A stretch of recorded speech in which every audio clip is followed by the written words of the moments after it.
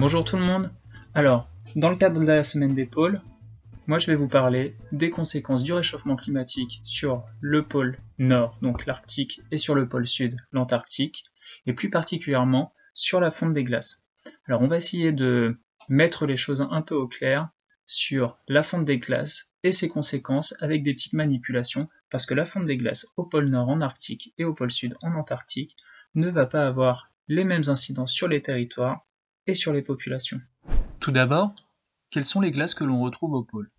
Il y a la banquise, qui est constituée d'eau de mer, donc salée et solide, qu'on va retrouver sur la surface des eaux en Arctique et en Antarctique. Et il y a les glaciers d'eau douce, qu'on retrouvera uniquement en Antarctique, parce que je le rappelle que l'Antarctique est un continent. Il y a donc des terres sous la glace, contrairement au pôle arctique, qui est uniquement constitué de banquise. Alors pourquoi la fonte de la banquise et la fonte des glaciers n'ont pas le même effet sur les milieux? Tout simplement parce que la fonte des glaciers va se traduire par une arrivée d'eau supplémentaire dans les océans, ce qui va provoquer leur élévation. L'eau qui va fondre et va alimenter des torrents, puis des rivières, et enfin se jeter dans les océans et les mers. Au contraire, la fonte de la banquise ne modifie pas le niveau des mers. La banquise qui flotte sur l'océan déplace un volume d'eau de mer dont le poids est égal à celui de la glace. Donc si cette glace fond, l'eau de fonte occupera exactement le même volume d'eau de mer déplacé par la banquise. C'est la fameuse poussée d'Archimède. Bon, si au pôle Nord, la glace de la banquise fond, c'est très pratique pour les bateaux puisque ça va rendre praticable une route maritime entre l'Atlantique et le Pacifique. Mais la disparition de la banquise affecte l'équilibre écologique de l'Arctique.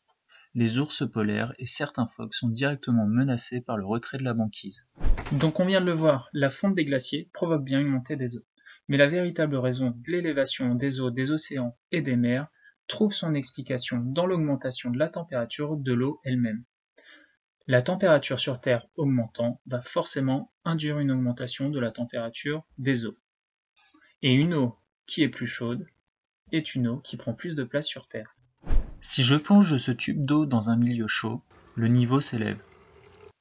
C'est parce que les molécules d'eau vont absorber cette énergie calorique, s'agiter davantage et donc prendre plus de place. C'est l'effet thermomètre. Ce phénomène physique s'appelle la dilatation. L'élévation du niveau des mers menace directement les populations vivant en zone côtière ou dans les archipels. On prévoit déjà des déplacements de population très importants dans le monde à cause de cette montée des eaux. Des espaces européens sont aussi directement menacés. On peut citer comme exemple les Pays-Bas, une grande partie de la Belgique, toute la région de Vénitie en Italie, la Camargue, le Val-de-Seine ou encore la région du Marais Poitevin en France.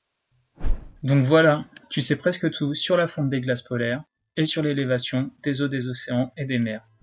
Donc si tu as des questions maintenant, tu peux les poser en commentaire et puis on essaiera d'y répondre. Allez, salut!